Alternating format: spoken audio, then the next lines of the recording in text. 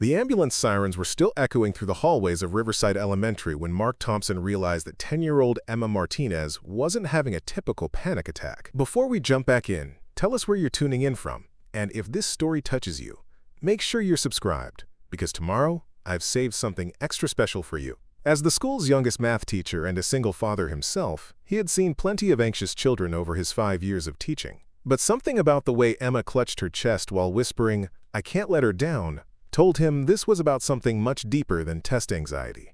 What he discovered in the following weeks would not only change Emma's life forever, but also bridge two completely different worlds in the most unexpected way possible. Mark Thompson was halfway through explaining fractions to his 4th grade class when he noticed Emma Martinez's breathing becoming rapid and shallow.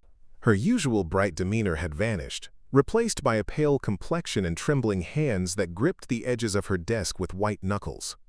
Emma was typically one of his most engaged students, always raising her hand with thoughtful questions and approaching math problems with a creativity that impressed even veteran educators.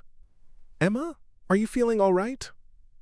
Mark asked gently, moving toward her desk while signaling for the rest of the class to continue their work. But before she could respond, Emma's eyes rolled back and she collapsed forward onto her desk, her breathing coming in short, panicked gasps. The other students immediately began murmuring with concern as Mark quickly knelt beside her chair. "Everyone stay calm," Mark announced to the class while placing a reassuring hand on Emma's shoulder. "Emma, can you hear me? I need you to try to breathe slowly with me." But Emma seemed trapped in her own world of panic, muttering fragments of sentences that made no sense to anyone listening. "The presentation. She's counting on me. I can't mess this up for her." Mark had encountered panic attacks before, both in his classroom and in his personal life, raising his 8-year-old son Danny as a single parent. He knew the standard protocols, the breathing techniques, the importance of creating a calm environment. But Emma's panic seemed different somehow, more focused and desperate than the typical school anxiety he had witnessed in other children. Her words suggested she was carrying a burden far too heavy for someone her age. Within minutes, the school nurse arrived, followed closely by Principal Williams. They helped Emma to the nurse's office while Mark arranged for another teacher to supervise his class. As they walked slowly down the hallway, Emma continued to mumble about presentations and not disappointing someone, her voice barely audible between her struggled breathing. Mark found himself wondering what kind of pressure a 10-year-old could possibly be under that would manifest in such intense physical symptoms. The nurse, Mrs. Patterson, immediately began the standard assessment, while Principal Williams called Emma's emergency contact. Mark stayed nearby, partly out of professional concern, and partly because something about Emma's situation felt deeply familiar to him. As a single father, he had learned to recognize when children were carrying adult-sized worries on their small shoulders. "Her mother is Rachel Martinez," Principal Williams whispered to Mark after hanging up the phone. "She's the CEO of Martinez Industries downtown. She's in an important board meeting but said she'll be here as soon as possible." Mark nodded, though something about the way the principal emphasized important board meeting struck him as odd. Most parents he knew would drop everything immediately when their child was having a medical emergency, regardless of work obligations. As Emma's breathing gradually returned to normal with Mrs. Patterson's help, Mark noticed her checking her small pink watch repeatedly and mumbling calculations under her breath. Preparing and narrating this story took us a lot of time, so if you are enjoying it, subscribe to our channel. It means a lot to us. Now, back to the story. 2:30. She needs the numbers by 3. I promised her I'd have them ready. These weren't the words of a child recovering from a panic attack. They sounded like the stressed utterances of someone with serious responsibilities and deadlines to meet. 20 minutes later, Rachel Martinez arrived at Riverside Elementary, wearing a perfectly tailored navy business suit and an expression that mixed maternal concern with barely concealed frustration. Mark watched from the hallway as she strode through the main entrance with the confident pace of someone accustomed to commanding boardrooms and making million-dollar decisions. Her dark hair was pulled back in an elegant bun, and her heels clicked authoritatively against the polished floor as she made her way to the nurse's office. Through the partially open door, Mark could hear the conversation between mother and daughter, and what he witnessed made his stomach tighten with recognition. Rachel's voice carried the clipped efficiency of someone trying to balance genuine care with pressing time constraints.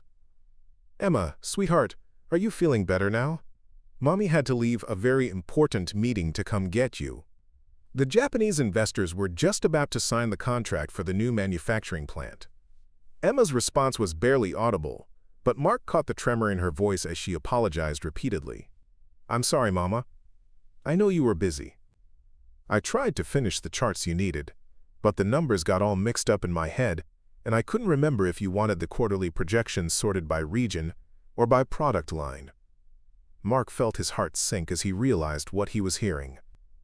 This 10-year-old child was apologizing for having a panic attack, while simultaneously discussing business analytics that would challenge most adults. Rachel's tone softened immediately, and Mark could hear the genuine love beneath her professional exterior. "Oh, honey, you don't need to worry about those charts right now.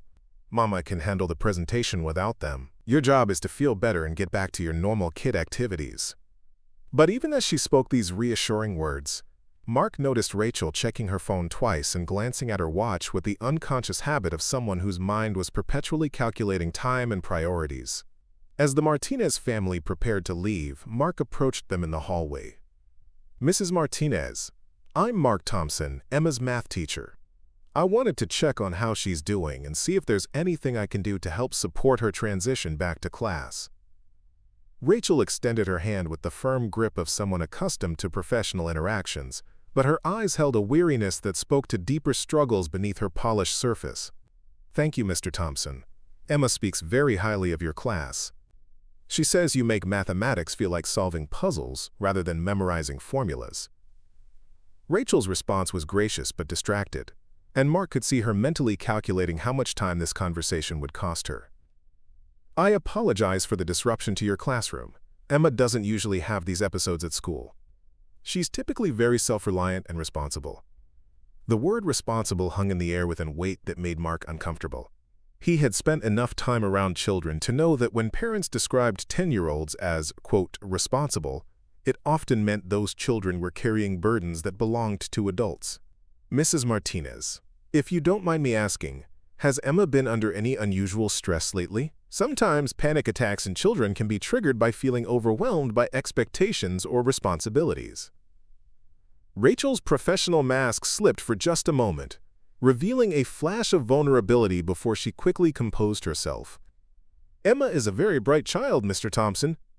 She takes after her mother in that regard. Sometimes intelligent children put pressure on themselves to excel, you know. She wants to help with my work because she finds business strategy fascinating, but I never require her to do anything beyond her schoolwork." Mark nodded diplomatically, but something about Rachel's explanation didn't align with what he had observed. Emma's panic attack hadn't sounded like academic perfectionism. It had sounded like someone facing a deadline with real consequences, someone who understood that other people were depending on her performance. "Has Emma always been interested in business, or is this a recent development?" "Since she was very young," Rachel replied, her voice taking on the proud tone of a parent discussing their child's achievements. "She started asking questions about my work when she was 6, wanting to understand why I had to travel so much and work such long hours. I began explaining basic business concepts to her, and she absorbed everything like a sponge. By age 8, she was creating her own spreadsheets and asking insightful questions about market trends and customer behavior." Emma, who had been quietly listening to the adult conversation, finally spoke up with a voice that still carried traces of her earlier distress. "I like helping Mama with her presentations because the numbers tell stories about what people want and need. When I organize the data correctly, it helps her make decisions that affect lots of people's jobs and families." The sophistication of her language and the mature understanding of business impact struck Mark as both impressive and deeply concerning.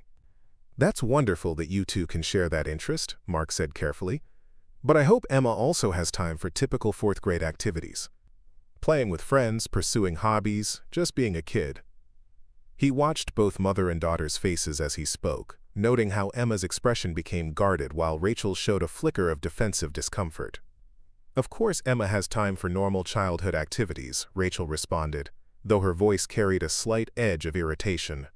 "She participates in the school's academic enrichment programs, she takes piano lessons, and she has friends from her advanced mathematics group.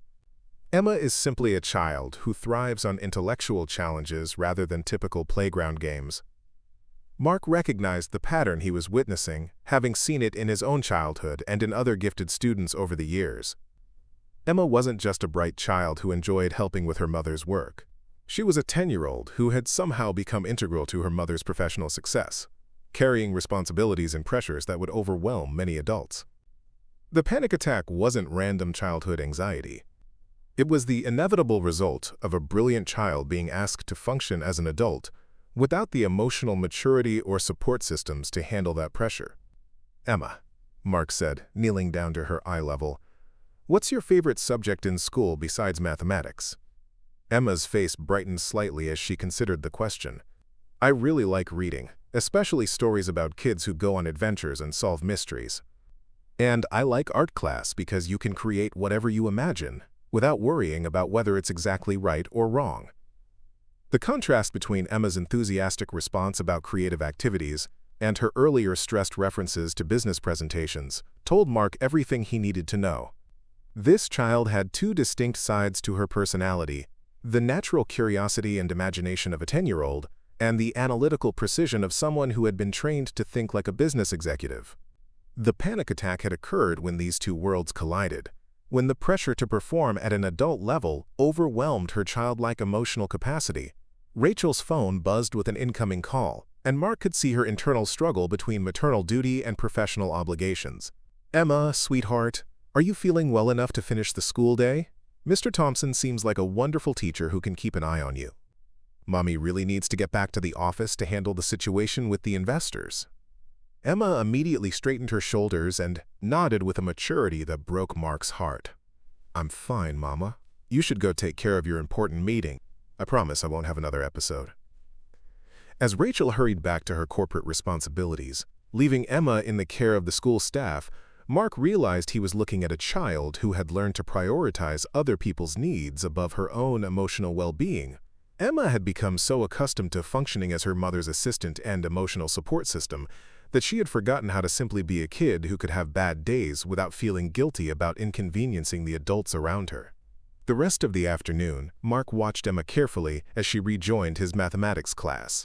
She participated actively in the lesson, answered questions with her usual intelligence, and interacted normally with her classmates. But periodically, he noticed her checking the classroom clock and making small notations in a personal notebook that looked far too organized and purposeful for typical fourth-grade note-taking. Emma Martinez was a child living in two worlds simultaneously, and Mark was beginning to understand that her panic attack had been the inevitable collision between those incompatible realities. Over the following week, Mark found himself paying closer attention to Emma's behavior patterns, and what he discovered made him increasingly uncomfortable. During lunch breaks, while other children played on the playground or chatted with friends, Emma would sit quietly at her desk, working on what appeared to be complex charts and graphs. When he casually asked what she was creating, Emma would quickly cover her work and explain that she was helping her mother prepare for an upcoming board presentation about quarterly revenue projections. The breakthrough moment came on a Thursday afternoon when Emma approached his desk after the final bell had rung and most students had left for the day. Her usual composed demeanor was cracking, and Mark could see the exhaustion etched in her young features. "Mr. Thompson, can I ask you something personal?" she said, her voice carrying a vulnerability that reminded him she was still just a child despite her adult-like responsibilities. "Of course, Emma. What's on your mind?" Mark set aside the papers he was grading and gave her his full attention, sensing that this conversation would be important. Emma fidgeted with the strap of her backpack, clearly struggling to find the right words to express something that had been weighing heavily on her mind. "Did you ever feel like you had to be perfect all the time so that the people you love wouldn't be disappointed in you?" The question hit Mark like a physical blow, transporting him instantly back to his own childhood. He remembered being 12 years old, sitting in his father's law office after school, desperately trying to understand legal briefs and case studies because his father had casually mentioned that having a son who understood the law would be helpful for the family business. Mark's father had never explicitly demanded that his son become his unpaid research assistant, but the expectation had been clear in every conversation, every proud introduction to colleagues as, "my brilliant boy who's going to follow in my footsteps." Mark had spent his teenage years buried in law books, sacrificing friendships and normal adolescent experiences because he believed his father's love was conditional upon his intellectual contributions to the family legacy. Emma, Mark said gently, pulling a chair up beside his desk so they could sit at the same level. I think I understand exactly what you're feeling. When I was around your age, I felt like I had to prove my worth to my father by helping him with his work, even when that work was too complicated and stressful for a child to handle. Emma's eyes widened with recognition and relief. For the first time since he had known her, she looked like a typical 10-year-old who had found an adult who truly understood her situation. Really? You felt that way too? Sometimes I wake up in the middle of the night worried that I made a mistake in the calculations I gave Mama and that her whole presentation will be wrong because of something I did incorrectly. The admission broke Mark's heart. This brilliant child was carrying the weight of her mother's professional success on her small shoulders, losing sleep over business decisions that should never have been her responsibility. Emma, can you tell me how you started helping your mother with her work? I'm curious about how that began. Emma settled into her chair, and Mark could see her organizing her thoughts with the same methodical approach she applied to mathematical problems. After Daddy died when I was 7, Mama had to work much harder to keep the company running by herself.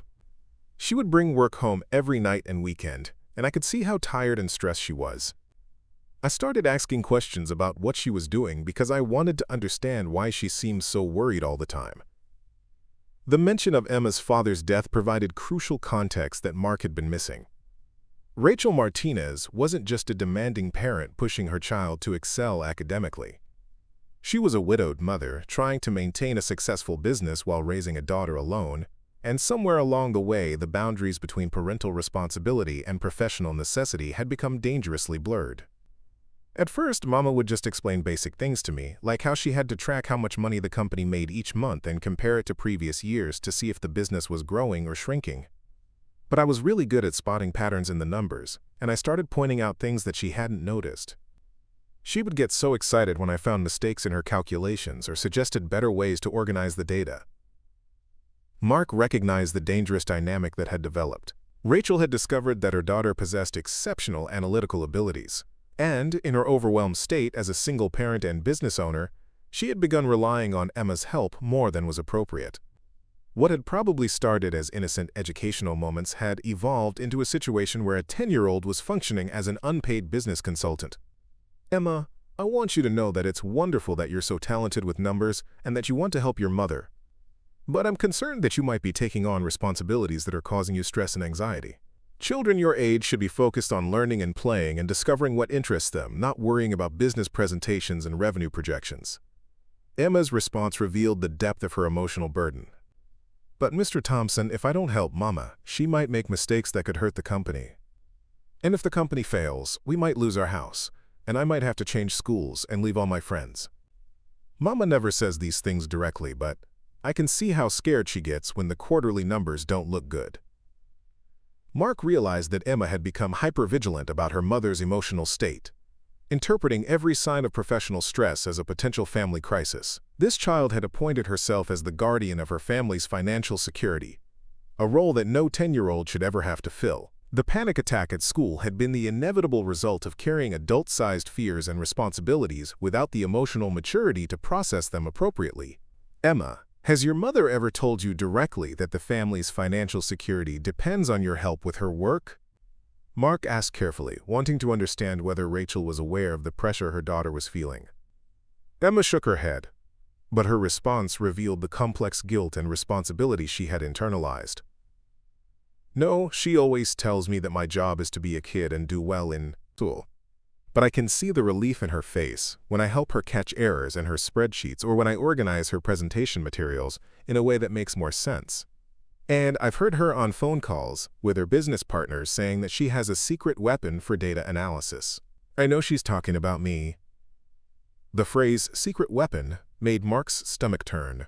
Emma had become so integral to her mother's professional process that Rachel was referencing her daughter's contributions in business contexts, further reinforcing Emma's sense that she was responsible for her mother's success. This child had been inadvertently trained to believe that her worth was measured by her ability to contribute to adult responsibilities. Emma, I want to share something with you that took me many years to understand. When I was growing up, I thought that helping my father with his legal work was the most important way I could show him that I loved him. But as I got older, I realized that the pressure to be perfect was making me anxious and unhappy, and it was preventing me from discovering what I actually enjoyed doing with my life. Emma listened intently, and Mark could see her processing this information with the same analytical approach she applied to everything else. Are you saying that helping Mama might not be the best thing for me, even if it makes her happy? The question revealed Emma's sophisticated understanding of complex emotional dynamics, but also highlighted how she had learned to prioritize other people's happiness above her own well-being. I'm saying that your mother loves you for who you are, not for what you can do to help her business. And I think if she truly understood how much pressure you're feeling, she would want to find other ways to manage her work responsibilities, so that you could focus on being a 10-year-old.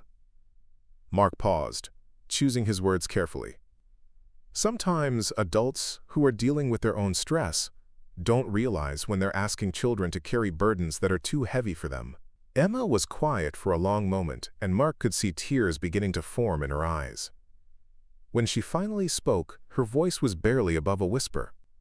Mr. Thompson, I'm really tired of always having to be the smart kid who never makes mistakes. Sometimes I just want to draw pictures or read stories without thinking about whether my brain could be doing something more useful instead. The admission was heartbreaking in its honesty.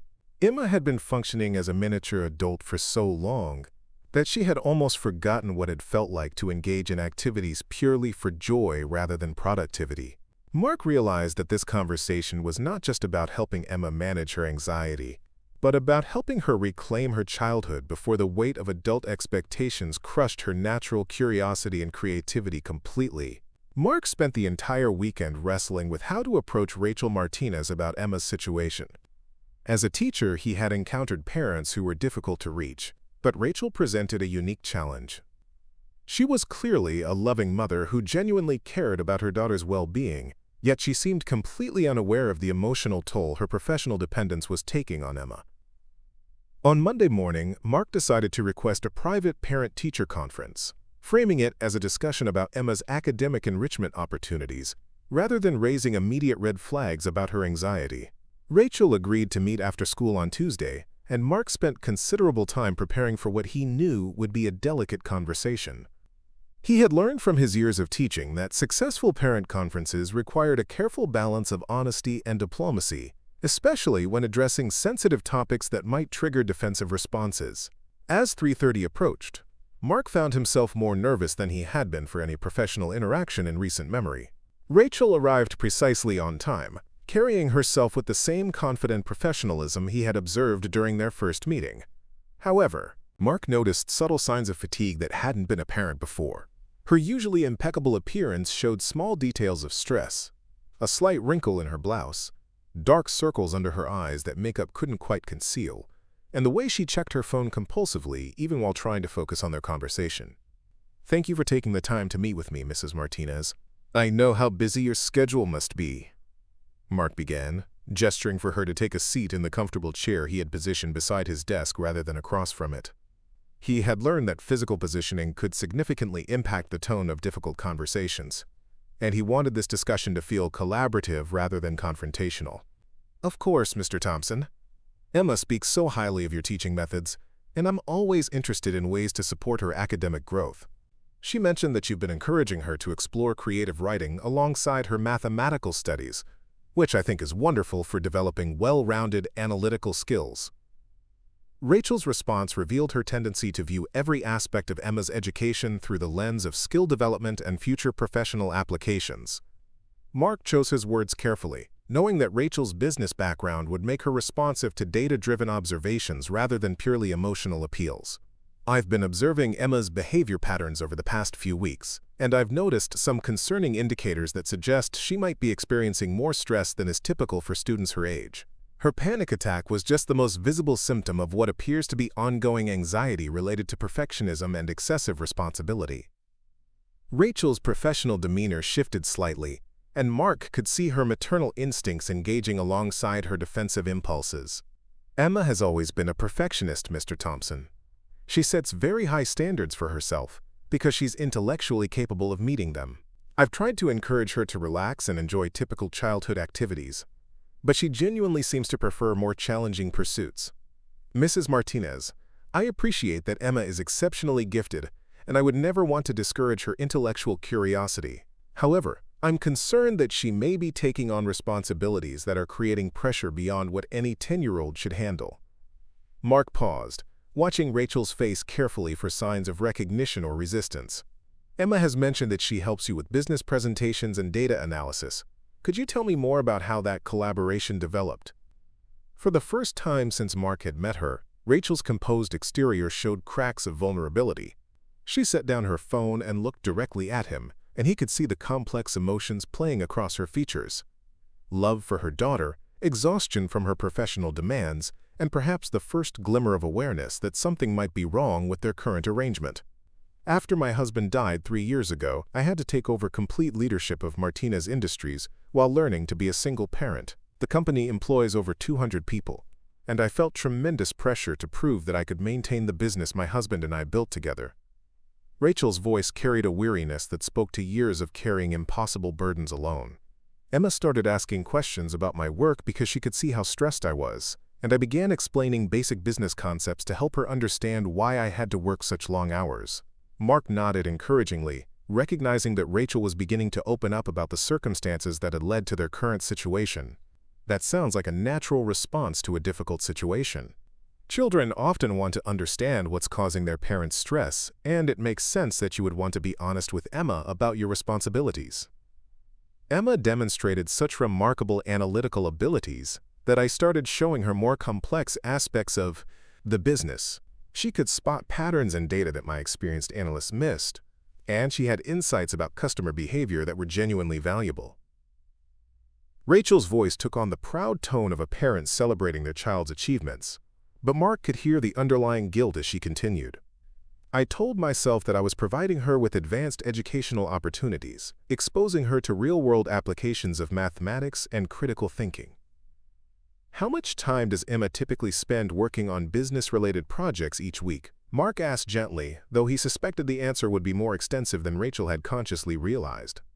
Rachel paused, and Mark could see her mentally calculating hours that she had never totaled before. She usually spends about an hour each evening helping me organize data or check my calculations for errors. And on weekends, she often works with me for several hours preparing presentations or analyzing quarterly reports. Rachel's voice grew quieter as she spoke, and Mark could see her beginning to grasp the scope of Emma's involvement in adult responsibilities. But she enjoys the work, Mr. Thompson. She gets excited about discovering trends and solving complex problems. Mark leaned forward slightly, knowing that his next words would be crucial for helping Rachel understand the difference between Emma's intellectual capabilities and her emotional readiness for such responsibilities. Mrs. Martinez, I don't doubt that Emma is intellectually capable of understanding complex business concepts, and I'm sure she does find the analytical work stimulating. However, I'm concerned about the emotional weight she's carrying alongside the intellectual challenges. What do you mean by emotional weight? Rachel asked, though Mark could see in her eyes that she was beginning to understand his concerns even before he articulated them fully. Her maternal instincts were clearly at war with her professional needs, and she was starting to recognize that the two might not be compatible in their current form. Emma told me that she wakes up at night worrying about whether she made errors in calculations that might affect your business presentations. She described feeling responsible for your professional success and anxious about disappointing you or causing problems for the company.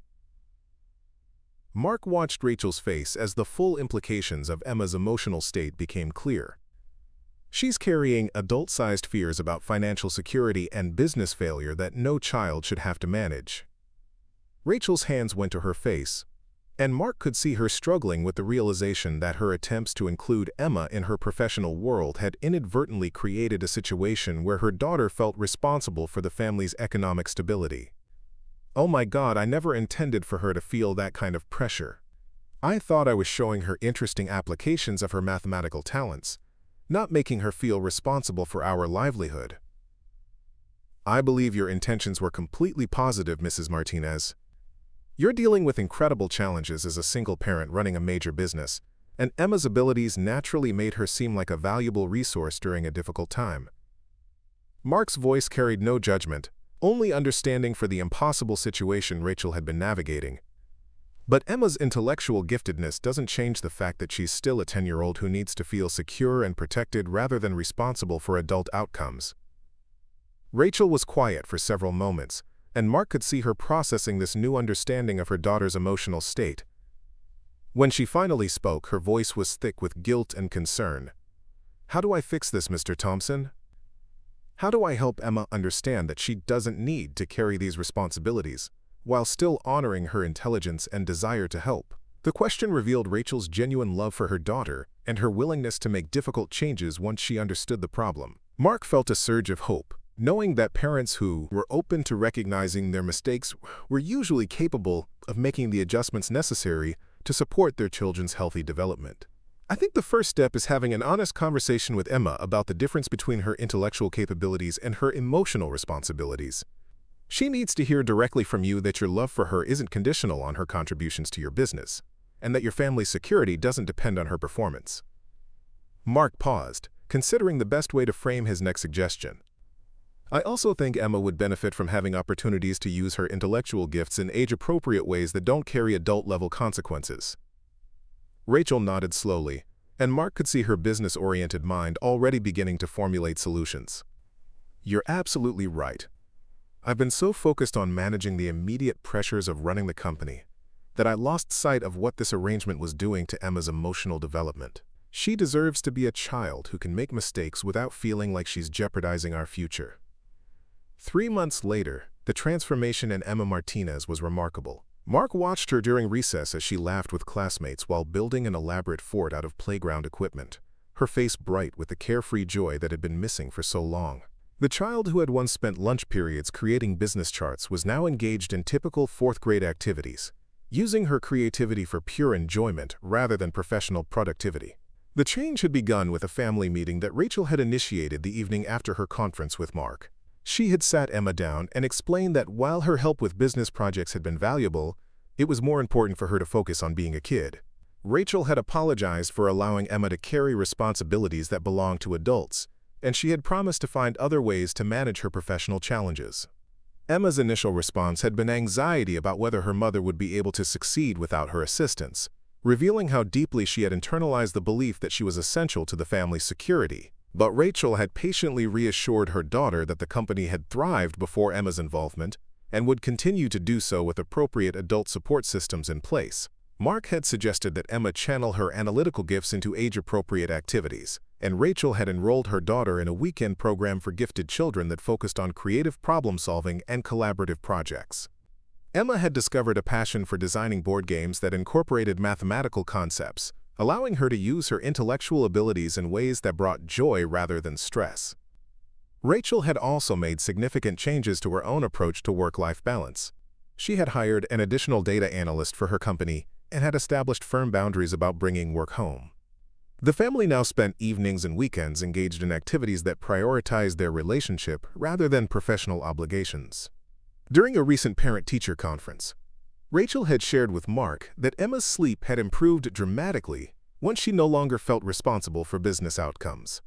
The nighttime anxiety that had plagued her for months had disappeared, replaced by the peaceful rest that children needed for healthy development. Mark had also noticed changes in Emma's academic performance, though not in the ways he might have expected. Her mathematical abilities remained exceptional, but she now approached problems with curiosity rather than perfectionism. She was willing to take creative risks and explore unconventional solutions without the fear of disappointing adults who depended on her accuracy. The most significant change was in Emma's relationship with her mother. Rachel had learned to separate her daughter's intellectual gifts from her business needs, allowing their interactions to be guided by love and genuine connection, rather than professional utility. They still discussed Emma's interests and academic pursuits, but these conversations now focused on Emma's personal growth rather than external productivity. As Mark reflected on the Martinez family's journey, he realized that Emma had taught him valuable lessons about recognizing when bright children were carrying burdens beyond their emotional capacity. Her panic attack had been a cry for help, a signal that her developing mind needed protection from adult pressures that threatened to overshadow her natural childhood development. Emma Martinez had found her way back to being a 10-year-old, and in doing so, she had helped her mother remember that the most important job of any parent was not to maximize their child's potential, but to nurture their happiness and emotional well-being. Sometimes the greatest gift adults could give brilliant children was simply the freedom to be young. Up next, you've got two more standout stories right on your screen. If this one hit the mark, you won't want to pass these up. Just click and check them out.